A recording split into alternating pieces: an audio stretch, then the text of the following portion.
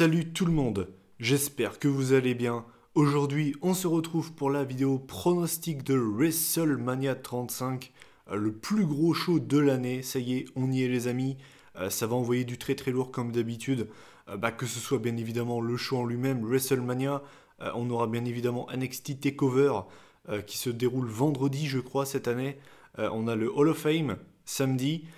Puis bien évidemment tout ce qui est réseaux sociaux du côté de la chaîne YouTube de la WWE ou bien même avec AB1, avec Shero et Ajus, on aura beaucoup de vidéos bonus, des interviews, bref, ça va envoyer du très très lourd, c'est le Super Bowl du catch. Avant de parler de WrestleMania, je vais vous parler très très rapidement de la carte de NXT TakeOver New York. Comme d'habitude, si ça ne vous intéresse pas, je vous invite à avancer la vidéo d'environ 3 à 5 minutes. Pour ceux qui sont restés, on va parler donc de TakeOver New York, pas Chicago, pardon. Encore une fois, je vais tenir le même discours que depuis, je crois, 2 TakeOver. Je n'ai pas regardé les weekly de NXT, ça fait déjà un moment que je dis qu'il faut que je me remette à les regarder. Et je sais pas, j'ai pris cette habitude de ne plus regarder, et je sais pas pourquoi, mais je garde cette habitude en fait. Voilà, je vais pas pouvoir vous parler des rivalités, vous dire ce que j'en ai pensé. Donc je vais être assez rapide sur les pronostics parce qu'au final j'ai pas grand chose à dire dessus. Pour le championnat nord-américain, on aura le champion, le Velveteen Dream, qui va affronter Matt Riddle. Alors moi personnellement je pense que c'est Dream qui va conserver parce qu'il n'est champion depuis pas si longtemps que ça. C'est son premier règne à la WWE. Je sais que Matt Riddle a fait ses débuts assez récemment, enfin ça fait pas très très longtemps qu'il est là non plus. Donc s'il perd, il s'en relèvera, c'est pas très grave. Et puis de toute façon, Velveteen Dream, je pense que c'est l'un des chouchous du NXT Universe, l'un des chouchous de Triple H. Donc je pense que le Velveteen Dream va conserver. Pour ce qui est de la qualité du match, moi je vais pas vous mentir que Matt Riddle, les seuls matchs que j'ai vus de lui, ce sont des matchs très rapides. C'était notamment contre Kazuya Ono à TakeOver. Donc un match sur une durée plus longue contre le Velveteen Dream, je ne sais pas à quoi m'attendre. Pareil, je ne l'ai pas vu évoluer sur le circuit indépendant. Donc, comme on dit, wait and see. C'est pas le match que j'attends le plus de ce TakeOver, mais je pense que c'est le Velveteen Dream qui va l'emporter. Ensuite, pour les titres par équipe de NXT, on aura donc les champions, les War Raiders, qui vont donc affronter Ricochet et Aleister Black. Là, pour moi, ce match, j'en suis persuadé à 100%. Je pense que ce sont les War Raiders qui vont conserver les ceintures. Tout simplement car je pense qu'Aleister Black et Ricochet vont faire leur début officiellement à Raw et SmackDown, parce que techniquement, ils sont encore présentés comme des catcheurs de NXT. Donc, je pense qu'ils vont officiellement faire leur début dans le roster principal lors du Raw et SmackDown post-WrestleMania. Et je vais même aller plus loin, vous verrez pourquoi est-ce que je dis ça, mais selon mon pronostic de leur match de WrestleMania, ça me paraît compliqué pour eux d'être champions par équipe de NXT. Donc je pense que ce sont les War Raiders qui vont conserver les ceintures dans un excellent match, je pense. Et ce sera une belle façon pour saluer le public de NXT une dernière fois pour deux catcheurs qui nous auront quand même bien régalé dans la branche jaune. Ensuite, on aura le United Kingdom Championship qui sera remis en jeu. Le champion, le toujours champion, c'est Pete Dunne contre Walter. Alors là, je vais vous arrêter tout de suite. Déjà que ça fait des semaines et des semaines que je ne regarde pas NXT. Alors, NXT UK, je n'ai jamais regardé. Voilà, c'est même pas par fainéantise ou c'est même pas par oubli ou autre, c'est juste que ça ne m'intéresse pas. Je dis pas que c'est mauvais, mais ça m'attire pas plus que ça. Je dis pas que le catch là-bas est mauvais ou autre, mais c'est juste que ça m'intéresse pas. Donc, Walter, je connais de faciès, je sais à quoi il ressemble, mais je ne sais pas du tout ce que ça vaut dans un ring. Je sais que c'est un catcheur qui est très apprécié par on va dire les fans qui suivent un peu tout ce qui est hors WWE. Moi personnellement, j'en ai pas la moindre idée, je sais pas ce que ça vaut, mais je vais pas vous mentir que même sans connaître le Gus, sans savoir ce qu'il vaut, sur l'affiche, ça a de la gueule. Il y aura en plus de ça ce côté David contre Goliath. Ça peut être un match très très cool. Donc c'est un match que je vais regarder avec impatience, honnêtement. Et pour ce qui est du pronostic, ça y est, je pense qu'on va enfin assister à la défaite du Bruiserweight Pete Dunne. Il a porté la division UK sur ses épaules depuis 2 ans. Voilà, je pense qu'il est peut-être temps de lui faire perdre la ceinture. Et c'est vrai que la mettre autour de la taille de Walter, c'est pas une très mauvaise idée. Donc voilà, je pense que c'est Walter qui va s'imposer. Et je suis assez intrigué de voir ce que ça va donner dans le ring. Ensuite, on aura un Fatal 4-Way pour le titre NXT féminin. On aura donc la championne, la toujours championne Shayna Baszler contre Bianca Belair, Yoshirai et Kairi Sane. Je pense là aussi qu'on va assister au dernier match NXT de Shayna Baszler. Je pense que suite à ce week-end, elle va faire ses débuts, soit à Raw, soit à SmackDown, et c'est même pas impossible qu'elle fasse ses débuts dans la André the... pas dans la André the Giant, mais dans la bataille royale féminine. Je préfère le dire, hein, c'est pas ce que je veux pour elle, mais honnêtement, ils sont capables de le faire. Mais tout ça pour dire que voilà, je la vois débuter la semaine prochaine à Raw ou SmackDown, donc je pense qu'elle va perdre la ceinture. Et pour ce qui est de celle qui lui prendrait le titre, honnêtement, je suis assez tiraillé. Je pense qu'ils vont miser soit sur Yoshirai, soit sur Bianca Belair. En fait, Bianca Belair, on sait que c'est un projet WWE depuis un bon moment, on sait qu'ils sont à fond dessus, que c'est en plus une meuf qui n'a pas fait ses gammes hors de la VE, elle s'est vraiment faite toute seule au Performance Center, et on sait que voilà, Triple H, tout ça, c'est un gros projet pour l'avenir. Et Yoshirai, c'est l'inverse, c'est une catcheuse qui est hyper connue avant même d'arriver à la VE, c'est une excellente catcheuse, en tout cas du peu que j'en ai vu, c'est vraiment une bonne catcheuse. Donc voilà, honnêtement, je sais pas ce qu'ils vont faire, mais je vais quand même partir, vous savez quoi? Je vais quand même partir sur Bianca Belair, qui était quand même pas loin de détrôner Shayna Baszler lors du précédent takeover. Donc je pars sur ma petite Bianca Belair. Et enfin, le main event, eh bien c'est pour le NXT Championship. Non, pas de Tommaso Ciampa, qui a dû se faire opérer malheureusement pour lui. C'est vraiment dommage d'arrêter un si beau règne comme ça en fait. Enfin, je pense que c'est vraiment la pire des manières. Même si tu perds le titre d'une façon, avec un booking horrible, je pense que le perdre de cette façon-là, c'est vraiment la pire. Donc je lui souhaite vraiment un bon établissement, qu'il nous revienne vite et qu'il nous régale à NXT et qu'il reprenne Goldie, hein. Donc on aura Johnny Gargano contre Adam Cole Baby dans un 2 out of 3 falls match. Bon là, pas besoin de vous expliquer que ça va être un excellent match. Voilà, Adam Cole contre Johnny Gargano, ça annonce du très très lourd. Et honnêtement, en regardant les affiches pour ce takeover, j'ai longtemps hésité en fait. Je sais vraiment pas ce qu'ils vont faire. Parce que je me dis qu'il va pas y avoir non plus tous les catcheurs d'NXT qui vont débuter en même temps à Raw et SmackDown. Et dans un autre temps, je me dis que Undisputed Era, ils vont pas rester indéfiniment à NXT. Donc voilà, après, moi je vais pas vous mentir que voir Adam Cole champion de NXT avec Undisputed Era autour de lui, c'est pas un truc qui me déplaît. Mais je sais pas pourquoi, je vais partir sur une victoire de Johnny Gargano. Je pars sur une victoire de Johnny Gargano. Tout simplement car je pense qu'on va avoir un Undisputed Era dans le roster principal. Ça fait un moment, alors honnêtement je vous dis ça sans avoir lu les sites de news, souvent la période post-Mania, il y a souvent une vague de licenciements. Est-ce qu'on n'en aurait pas une cette année? Honnêtement je dis ça comme ça, j'ai lu aucun site de news, mais voilà, tout ça pour dire que je pense que c'est Adam Cole qui va perdre. Donc Johnny Gargano champion. Et Adam Cole et sa clique débuteront dans le roster principal. Mais très clairement, Johnny Gargano contre Adam Cole, ça fait vraiment saliver. Ça va être un excellent match. Donc voilà, bilan de ce takeover. Encore une fois, on a quand même une belle carte. Il y a très peu de matchs qui sont moyens. Peut-être celui sur le papier qui me hype le moins, c'est peut-être le Matt Riddle Velvet in Dream. Et encore, voilà, je ne sais pas réellement ce que vaut Matt Riddle dans un ring, donc c'est pour ça. Mais sinon, voilà, on risque d'avoir un excellent show, comme de toute façon presque tous les takeovers. Donc, eh bien, je serai devant mon PC pour regarder ce show. Voilà, donc le passage NXT est terminé. Maintenant, on va pouvoir attaquer le gros de cette vidéo, à savoir WrestleMania. Bien évidemment, c'est le plus gros show de l'année. Et chaque année, même si par exemple la road to WrestleMania n'a pas été terrible, eh ben t'es obligé d'attendre quand même ce show parce que tu sais que c'est le plus gros show de l'année. Et c'est mon cas. Personnellement, je vais être avec vous. Je vais poser les bases avant même de donner mes pronostics sur les différents matchs. J'aimerais vraiment connaître votre avis sur la build-up de WrestleMania cette année, la road to WrestleMania. Qu'est-ce que vous en avez pensé?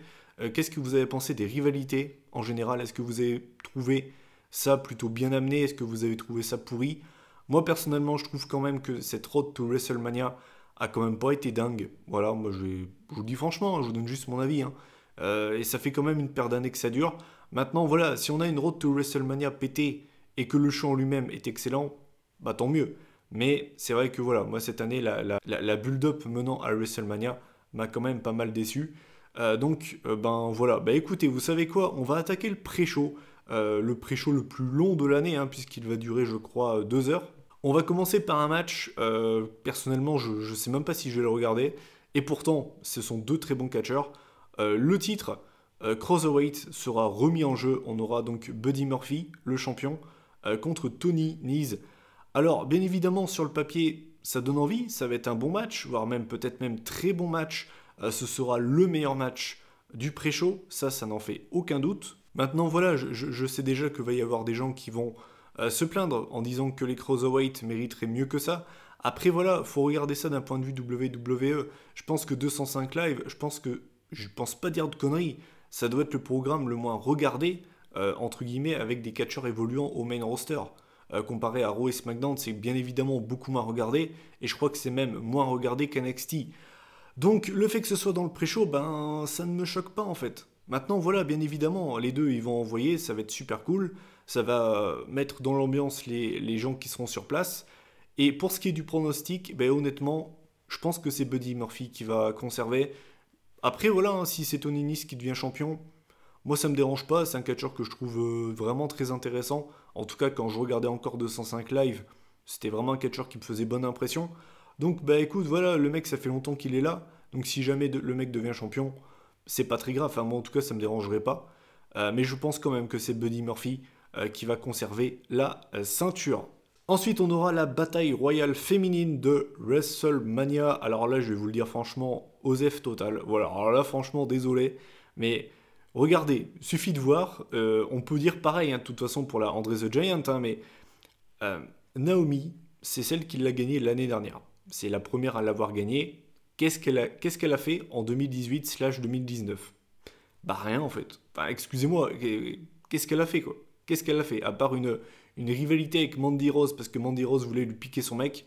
Voilà, si c'est ça, si c'est ça ta récompense pour avoir gagné cette bataille royale, c'est quand même pas terrible. Donc honnêtement, bah, celle qui va la gagner, j'en ai un peu rien à foutre. Bah, vous savez quoi? J'allais dire Asuka, et je pense qu'ils vont même pas la donner à Asuka. Je pense qu'ils vont la donner à Mandy Rose. Voilà, c'est mon pronostic. Si c'est pas elle, vous inquiétez pas, ça va pas m'empêcher de dormir. Mais je pense que c'est Mandy Rose qui va repartir avec le trophée Vagin. Ensuite, on aura la Andre the Giant Memorial Battle Royale. Alors là aussi, c'est pareil. Alors là, franchement, je ne sais même pas qui va y participer, mais c'est pas très grave. De toute façon, bah, c'est tous les catcheurs de seconde zone, les jobbers, ou bien les catcheurs vraiment pas très intéressants. Donc on va retrouver mais j'allais dire ça, mais on va quand même avoir du Kevin Owens dedans, et ça, je trouve ça quand même bien triste. Bah, vous savez quoi? Moi, je vais pronostiquer un catcheur qui devait faire ses débuts il y a un bon moment maintenant. Le problème, c'est que le monsieur, il a eu des problèmes de stress et tout le machin, et pourtant, c'est un grand gaillard. Je pense que vous voyez déjà de qui je veux parler. Je pense que c'est Lars Sullivan qui va l'emporter. Voilà, je pense que c'est Lars Sullivan, il va arriver et il va dégager tout le monde par-dessus la troisième corde. Est-ce que ça va m'impressionner de voir Lars Sullivan gagner cette bataille royale? Bah pas vraiment, parce que quand tu vois ses prédécesseurs qui l'ont remporté, ça les a pas forcément beaucoup aidés, hein, on va pas se mentir. Donc voilà, mais je pense quand même que c'est Lars Sullivan qui va l'emporter. Ensuite, on aura donc, là on va attaquer, je pense, hein, je pense que là on attaque le show principal. On aura un Fatal 4-Way pour les titres par équipe de SmackDown. On aura les Usos, les champions contre Aleister Black et Ricochet, De Bar et Rusev et Shinsuke Nakamura. Donc c'est une belle affiche, voilà. Franchement, on devrait passer un bon moment devant ce match. Si ce match est dans le show principal, je pense que ce sera l'un des plus courts. Je dis pas qu'il va durer 2 minutes, hein, mais je pense qu'il va durer genre vraiment genre 8 minutes, pas plus. Et certains me diront que c'est dommage parce que ben, ce match a vraiment du potentiel. C'est pas faux. Mais on est à WrestleMania et même si le show va durer très très long, ben, il faut quand même faire de la place pour certains matchs. Donc je pense que c'est ce genre de matchs qui vont en pâtir en termes de durée. Et pour ce qui est du résultat, je pense que c'est Ricochet et Aleister Black qui vont remporter les titres. C'est pas forcément un résultat qui va me faire sauter de ma chaise parce que moi je pense qu'Aleister Black et Ricochet sont mieux solo, séparés. Mais voilà, je pense que honnêtement, s'ils comptaient rien en faire en équipe, ils les auraient déjà séparés. Ça fait quand même déjà un moment qu'ils sont ensemble et je pense qu'ils font pas ça pour rien. Donc je pense qu'ils vont mettre un bon moment Aleister Black et Ricochet champions par équipe. Donc bah, je les vois remporter les titres à WrestleMania au terme d'un match qui risque d'être bien fun, bien que un peu trop court selon moi. Ensuite, on va enchaîner et j'essaye de pas m'attarder trop longtemps sur les matchs parce que sinon la vidéo va être interminable et c'est pas le but. On va arriver avec un match qui aurait pu vraiment me hyper de base. C'est le dernier match dans l'immense carrière de Kurt Angle. Et ben voilà en fait. Le problème c'est pas ça. Le problème c'est parce que voilà, Kurt Angle, j'ai pas pu donner mon avis en vidéo, mais bien évidemment que le voir pleurer à Raw, ça m'a fait quand même quelque chose. C'est un catcheur que j'aime beaucoup. C'est un catcheur qui a fait les belles heures de l'Attitude Era et de la Ruthless Aggression. Il a fait les belles heures de la WWE, de la TNA. Il a gagné les Jeux Olympiques d'Atlanta avec une broken freaking neck. C'est un catcheur qui est capable d'être tellement bon en étant sérieux. Et c'est aussi un catcheur qui est capable d'être tellement drôle en étant dans le ridicule. Et je sais plus qui disait ça dans la vidéo justement hommage à Kurt Angle, mais des catcheurs comme ça, il n'y en a pas beaucoup, et c'est vrai. C'est-à-dire que c'est un mec qui est capable de te faire rire, parce qu'il joue tellement bien le benet, et c'est aussi un catcheur qui est capable d'être extrêmement bon en tant que heel, en étant sérieux. Et c'est un excellent catcheur, Kurt Angle, je pense que c'est l'un des meilleurs catcheurs des 15-20 dernières années à la WWE, et pourtant, il y en a eu des très bons catcheurs. Donc voilà, c'est un catcheur qui m'a fait vivre de très très bons moments en tant que fan de catch, avec bah, voilà, des matchs légendaires. Moi je me souviens d'un match assez sous-coté d'ailleurs, on n'en parle pas beaucoup. Si vous l'avez jamais vu, je vous le conseille. C'est à No Way Out 2006 contre l'Undertaker. C'est vraiment un excellent match, je vous le conseille. Honnêtement, je vous spoil rien si vous l'avez pas vu, mais c'est vraiment l'un des meilleurs matchs, je pense, qu'il ait fait à la VE. Mais tout ça pour dire que voilà, le fait que c'est son dernier match, ça va quand même me toucher. Maintenant, ce qui est dommage, c'est son adversaire. Non mais là, on va pouvoir en parler 2 secondes. Baron Corbin. Genre, les mecs, c'est le WrestleMania. C'est le dernier match de Kurt Angle. Il a bouffé une rivalité avec le Baron depuis des semaines et des mois. Ça fait des mois qu'il est en rivalité avec Baron Corbin. Et à WrestleMania, vous lui trouvez personne d'autre que lui. Non, sérieux les gars, là vous abusez. Vous abusez. Je veux dire, Kurt Angle, il a fait des choses incroyables dans sa carrière. Il a même gagné les Jeux Olympiques avec une broken freaking neck. Mais ça, il va pas s'en relever. Il va pas s'en relever de ce match contre Baron Corbin. Et les spectateurs non plus vont pas s'en relever. Non mais sans déconner. Enfin, je dis ça pour rire, je dis ça en rigolant, mais sans déconner. Ils auraient pas pu trouver quelqu'un d'autre. Un mec qui a justement eu des moments marquants dans la carrière de Kurt Angle. Il y en a beaucoup qui ont proposé John Cena et c'est vrai que ça aurait été bien. John Cena qui commence sa carrière contre Angle et Angle qui finit sa carrière contre Cena, ça aurait été beau. Mais non, on aura Kurt Angle contre Baron Corbin. C'est dommage quoi. Et en général, les catcheurs qui font leur dernier match dans leur carrière, en général perdent. Ben, je pense que Angle va gagner. Il y aura ce côté un peu happy ending entre guillemets, parce que voilà, ça fait des mois et des mois que Baron Corbin a pourri la vie à Kurt Angle quand il était general manager et que l'autre il faisait le lèche-bot de Stephanie. Il lui a cassé les couilles, ça fait des mois que ça dure. Et je pense qu'il va y avoir une happy ending. Donc je pense que c'est Kurt Angle qui va l'emporter. Pour ce qui est par contre de la qualité du match, je vais pas vous mentir que j'en attends pas grand chose. Ensuite, on aura un match. Alors celui-là, je vais vous l'expédier, vraiment. Hein, il faut gagner du temps dans cette vidéo. On aura Bobby Lashley, le champion, contre Finn Balor pour le titre intercontinental. Ça fait je sais pas combien de fois que ces deux mecs s'affrontent. Mais on est à WrestleMania. Tout le monde se met sur son 31. Et pour le coup, Finn Balor va se mettre en démon. Alors, moi je trouve ça incroyable. Parce que quand tu regardes ça d'un point de vue Finn Balor, le mec est vraiment neuneux. C'est-à-dire, C'est-à-dire quoi? C'est-à-dire que le mec, il devait affronter Brock Lesnar au Rumble pour le titre Universal. Indéniablement le plus gros match de sa carrière. Vous pensez il arrivait en démon? Non, non, bien évidemment que non. Est-ce que vous pensez par contre qu'il s'est mis en démon pour affronter Bobby Lashley, un mec qu'il a affronté plein de fois et qu'il a déjà battu sans le démon? Bien sûr, mais bien sûr, c'est hyper logique. Alors, alors je sais, j'en ai vu d'ailleurs qui m'ont repris sur Twitter quand j'ai mis ça. Ils m'ont dit, oui, mais Mathieu, ils l'ont pas fait pour les stars justement pour laisser le démon invaincu. Ouais, ok, ok, si tu veux laisser le démon invaincu, je peux comprendre ça. Moi, je trouve ça un peu débile. Enfin, pourquoi est-ce que le démon devrait être absolument imbattable? C'est bien. Enfin, moi, je considère le démon comme une version upgrade, une version up de Finn Balor. C'est un petit peu comme les cartes boost sur FIFA. C'est un petit peu comme dans ton mode carrière. Tu as plusieurs modes. T'as quand t'as l'Undertaker au début de sa carrière, l'Undertaker quand il est en 2007 et qu'il a plus au niveau de la note. Bah là, c'est un petit peu pareil. C'est un peu pareil pour le démon. Mais c'est pas pour autant qu'il est invincible. Et honnêtement, excusez-moi, je pense que tout le monde aurait été plus hypé si au Rumble, on avait eu Lesnar contre le Demon King. Je sais pas vous, moi en tout cas, ça aurait été le cas. Donc là, je trouve ça dommage en fait de le ramener pour Bobby Lashley. Mais bon, bref, c'est comme ça. Donc bien évidemment, vu qu'il est en démon, eh ben Finn Balor va reprendre le titre intercontinental. Est-ce qu'il avait vraiment besoin de le perdre? Ça, c'est moi, je vous pose la question. Mais bon, bref. C'est la WWE, des fois, faut pas chercher à comprendre. Oh, et pour la qualité du match, j'en attends pas grand-chose, et je dirais même que ça peut potentiellement être le match le plus court de la soirée. Ensuite, pour le titre US, on aura donc le champion, Samoa Joe, contre Rey Mysterio.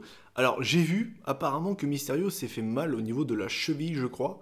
Donc, c'est pas impossible qu'il y ait un changement de dernière minute, j'en sais rien. Peut-être que ça va rester comme ça, je n'en sais absolument rien. Pour ce qui est de la qualité du match, honnêtement, je pense que ça va être l'un des matchs les plus courts du show. Enfin, je préfère vous le dire, je vais pas rester très longtemps sur ce match parce que bah, la rivalité a pas été hyper poussée. Allez, ils ont ramené le fils de Mysterio, Dominique, d'ailleurs, qui a bien grandi. Hein. C'est un petit peu tout ce qui s'est passé, quoi. Donc au niveau de la rivalité, il n'y a pas eu grand-chose. Pour ce qui est du match en lui-même, je pense il va durer genre, allez, 10 minutes à tout casser, vraiment pas plus. Et pour ce qui est du résultat, ben, j'hésite. Honnêtement, on est à WrestleMania. Alors je sais que Samoa Joe est champion depuis vraiment pas longtemps. Mais je sais pas pourquoi j'ai peur, enfin j'ai peur entre guillemets. Hein. Je pense qu'ils vont le donner à Mysterio. Je pense qu'ils vont le donner à Rey Mysterio. On est à WrestleMania. C'est son premier Mania depuis très longtemps. En tout cas dans un match solo. Donc voilà, je pense que c'est Rey Mysterio qui va s'imposer dans un match qui sera plutôt sympa, mais vraiment rien de plus. Ensuite, on aura un match simple, pas de stipulation, pas de titre remis en jeu. On aura donc AJ Styles contre Randy Orton. C'est un petit peu la WWE, hein, le mec qui a été fait mais de A à Z à la WWE contre le mec qui a construit sa carrière et sa legacy sur le circuit indépendant à la TNA, la ROH, la New Japan et dans des fédérations avec des gymnases pouvant accueillir 20 personnes. Donc voilà, c'est vraiment les deux opposés. Vraiment les deux opposés. J'ai plutôt bien aimé la rivalité, je l'ai trouvé plutôt sympa. Randy Orton qui dit à AJ Styles, c'est un petit peu de là où tout a démarré, il lui a dit grosso merdo The house that AJ Styles built, c'est quoi ces conneries? Et enfin quelqu'un lui dit, non parce que moi cette catchphrase, moi je sais que je suis l'un des rares à le dire, mais c'est pas grave, hein. Cette catchphrase de AJ Styles, je l'ai toujours trouvée ridicule. Vraiment. The house that AJ Styles built. Mec, t'as rien construit, gros. SmackDown, ça existe depuis 99. Et je sais très bien ce que vous allez me dire. Il a installé ce SmackDown-là depuis qu'il est là. Il domine SmackDown depuis qu'il est là. Mais il aurait dû trouver quelque chose d'autre parce que je trouve cette catchphrase nulle à chier. Vraiment, je vous le dis. Hein, de toutes les catchphrases qu'il puisse y avoir à la WWE, je trouve que celle-là, c'est l'une des pires. Vraiment. Après, c'est que mon avis, bien sûr. Donc, voilà, c'est parti de là. Ensuite, on a eu d'ailleurs un bel échange lors du dernier SmackDown avec Styles qui disait à Orton qu'il s'était fait contrôler au test antidopage. J'ai d'ailleurs trouvé ça drôle. J'ai trouvé ça d'ailleurs dommage qu'Orton ne lui réponde pas. Bah, toi, c'est clair que tu vas pas te faire contrôler dans tes salles avec 20 mecs. C'est dommage qu'il lui ait pas répondu ça. Styles, en plus de ça, qui passe pour un neuneu, à un moment donné, il lui dit ouais, ça fait 20 ans que t'es là, mais t'as appris qu'une prise. Bah ouais, mais bon, je pense que ça lui a plutôt bien réussi, non? Quand tu vois son palmarès, le mec a gagné 2 Rumble, il a été 13 fois champion du monde, il a été champion intercontinental je sais pas combien de fois, champion par équipe, le mec a tout gagné.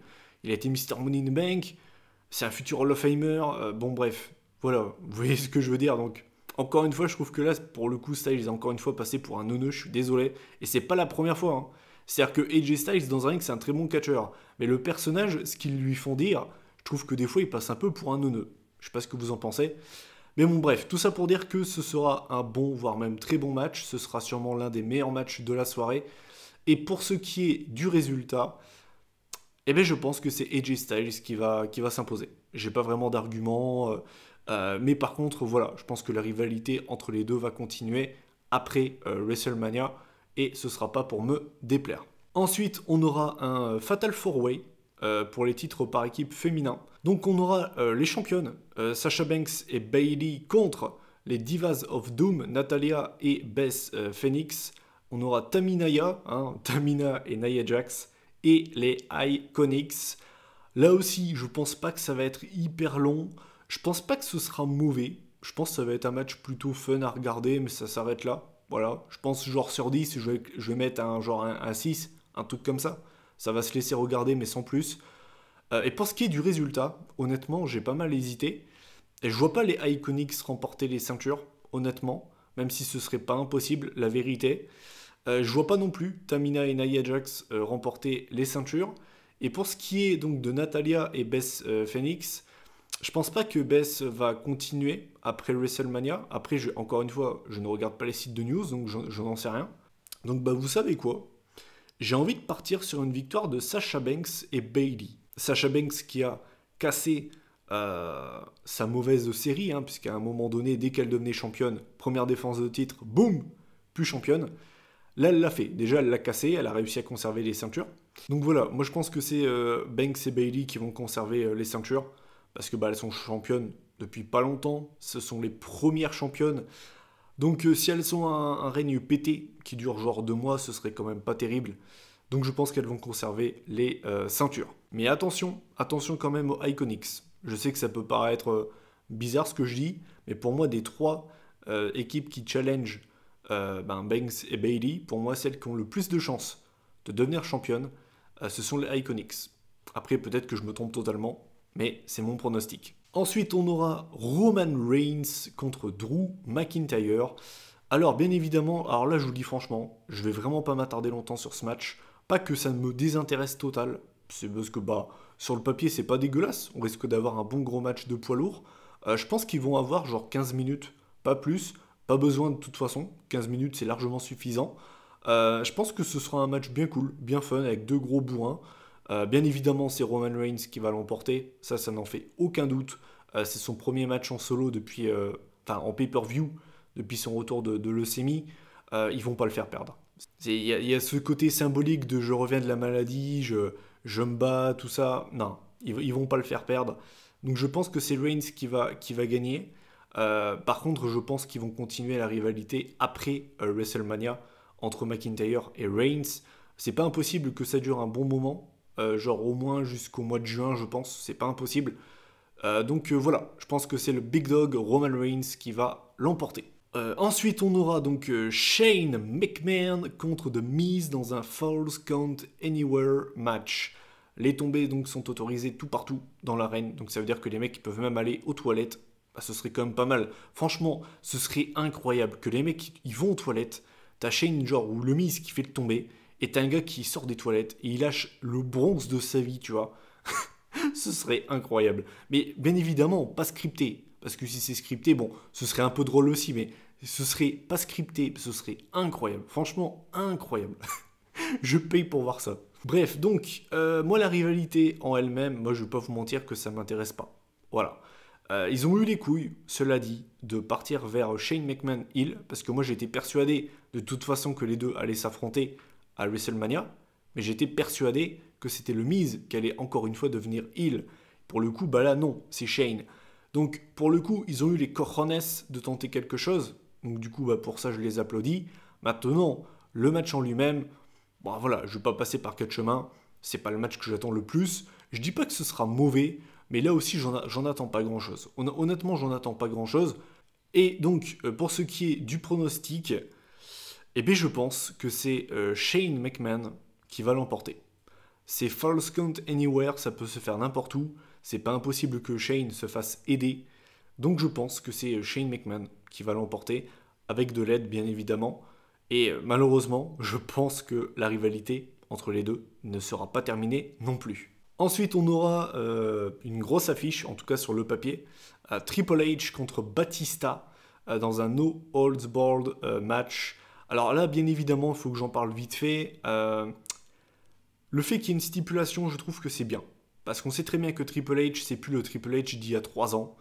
Suffit de voir ses derniers matchs. Tu sens quand même que la vieillesse, elle commence vraiment à prendre le pas. Après, c'est normal, hein, bien évidemment, c'est normal. Il commence à avoir de l'âge aussi.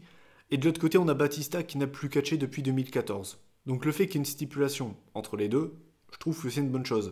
Maintenant, voilà, je suis conscient, c'est peut-être un match qui ne va pas passionner certains fans, et je peux comprendre totalement. Maintenant, voilà, Batista, ça a été mon premier catcheur préféré. Quand j'ai commencé à regarder le catch, c'est-à-dire en fin 2007, ça a été mon catcheur préféré avant qu'il ne se barre. Ensuite, ça a été CM Punk.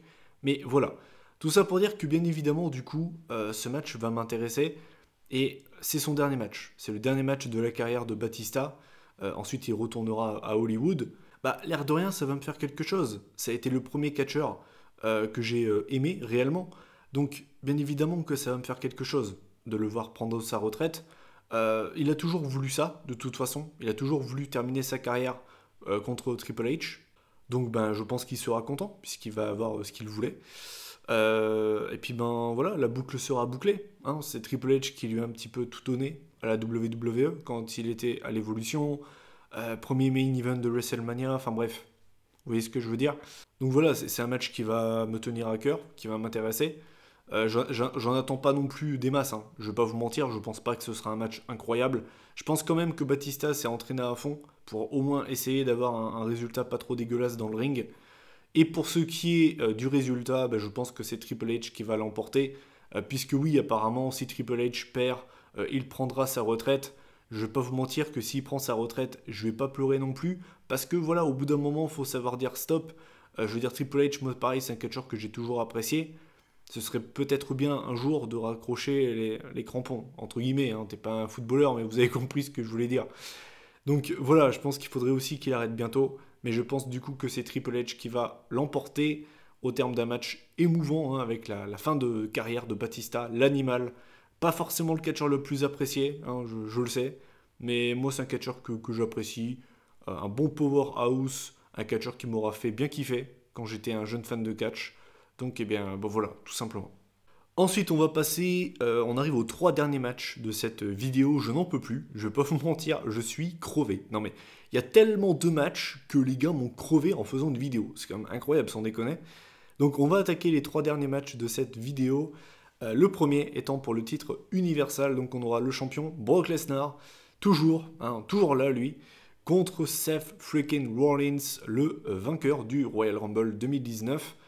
Alors voilà, là aussi on a toute la nation, toute la nation qui est derrière un seul homme, Seth Rollins. On aimerait tellement le voir slay the beast. Mais, moi aussi, hein. Mais ouais, là je vous vois là. Là vous êtes pas bien. Avec mon mais vous êtes pas bien. Mais je suis désolé, mais je pense que c'est Lesnar qui va conserver. Il n'y a pas de poisson d'avril en retard ou je sais pas quoi. Hein.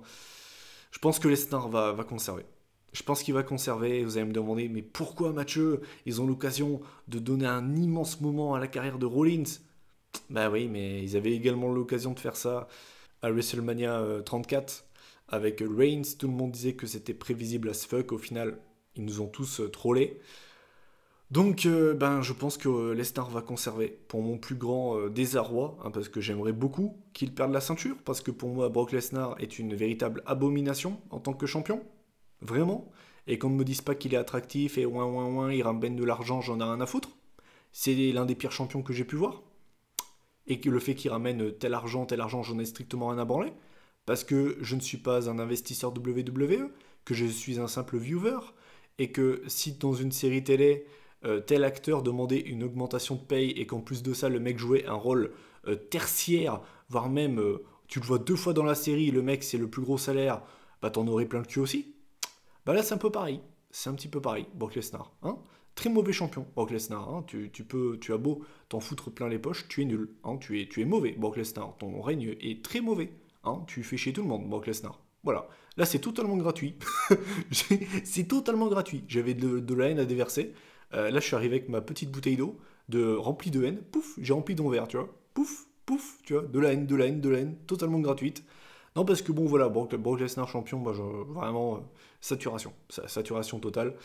Donc voilà, j'espère que Rollins gagnera, mais, je pense que c'est Lesnar qui va conserver la ceinture.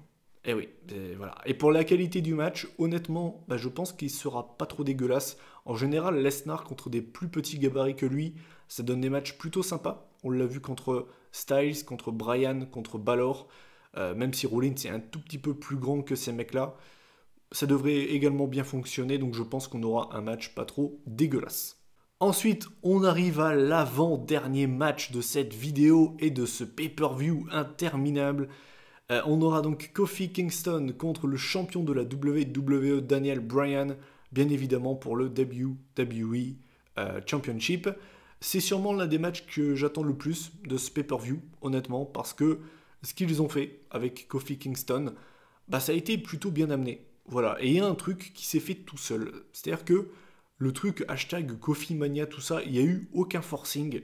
Ça s'est fait tout seul. C'est-à-dire que les fans ont commencé à se dire, c'est vrai que Kofi, il est là depuis quand même 11 ans. C'est vrai qu'il n'a jamais eu de match pour un titre majeur en 1v1, encore moins à WrestleMania.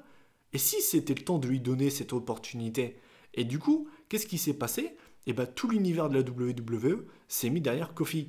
Et derrière, bon, on a eu Vince qui a voulu faire le côté autorité en mode non, mais t'es juste un B+ player. En gros, grosso merdo, Kofi Kingston, c'était un petit peu le Daniel Bryan de cette année. Hein. Le Daniel Bryan de 2014, bah, c'était Kofi Kingston cette année.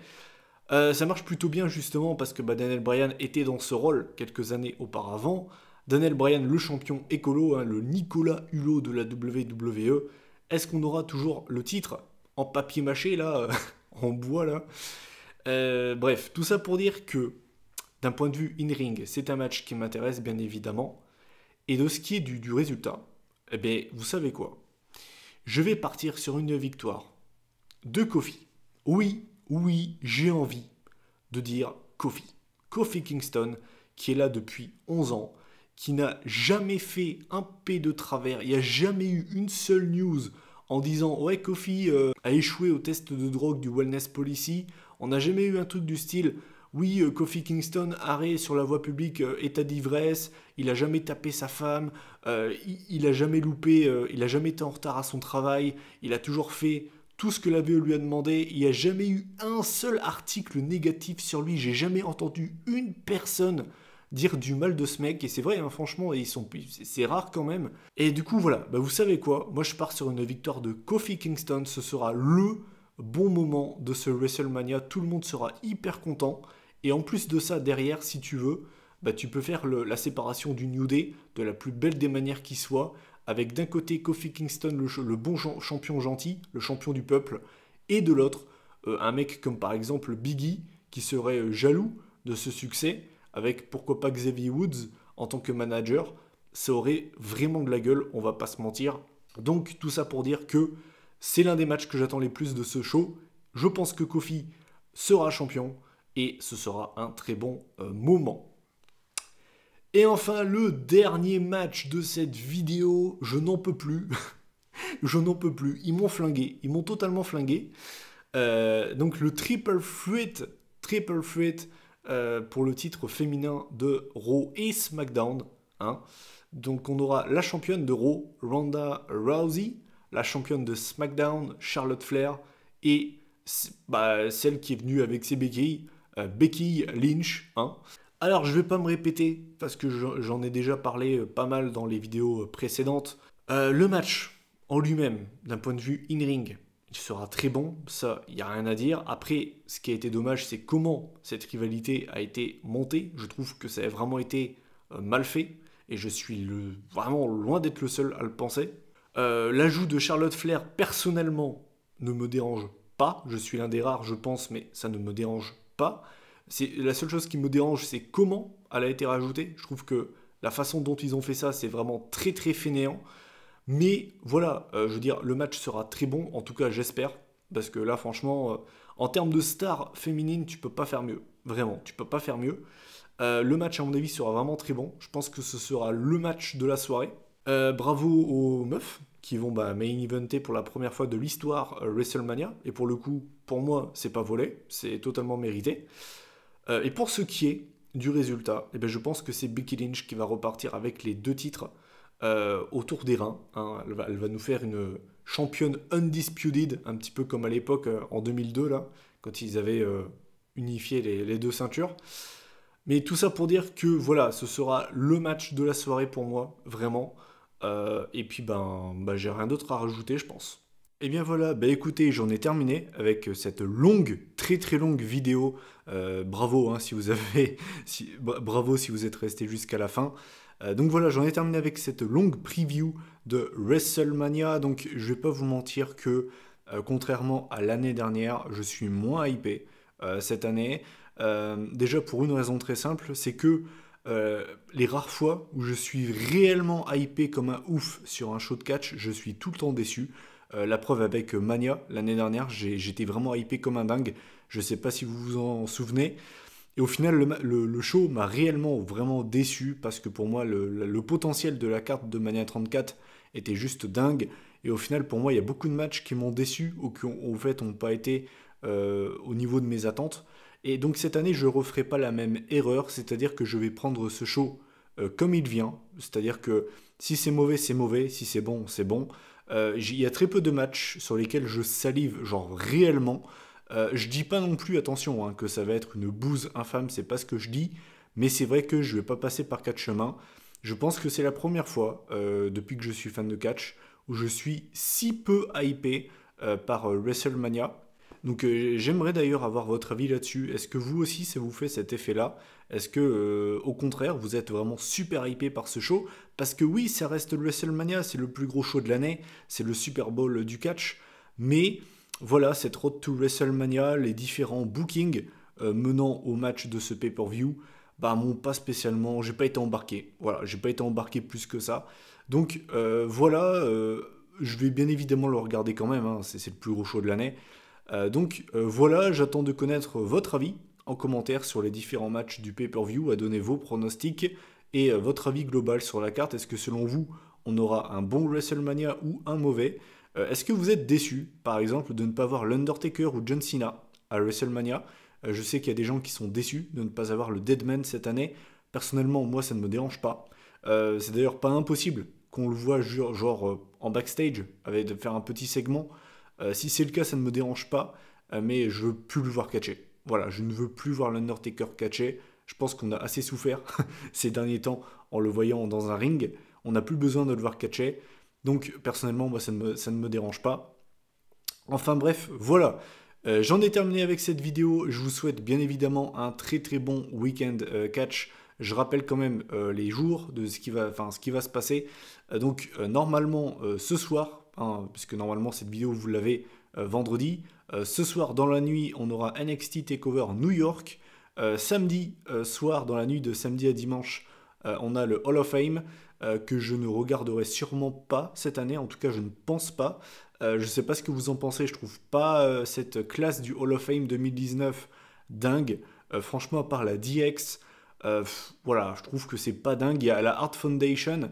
Mais voilà, je trouve pas cette classe du Hall of Fame incroyable cette année. Donc je pense pas regarder. Et puis bien évidemment, WrestleMania, c'est dans la nuit de dimanche à lundi.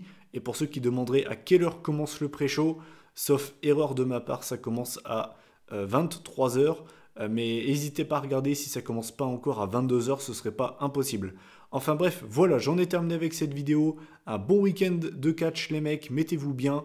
On se retrouve, je vais essayer, je promets rien, mais je vais essayer de sortir la vidéo résultat lundi. Ce sera pas évident parce qu'à mon avis le show va terminer très très tard. Donc après il faut faire la vidéo, il faut faire le montage, il faut que la vidéo s'encode avec Sony Vegas, il faut que j'arrive à la mettre en ligne avant genre 22h, 23h, parce que si je la mets à 23h, ça sert à rien. Donc je vais essayer, je vous promets rien, mais je vais tout faire pour la sortir lundi. Et puis bah voilà, je vous souhaite un bon week-end, mettez-vous bien, vive le catch. Et puis bah on se retrouve lundi ou mardi pour la vidéo résultat. Salut tout le monde.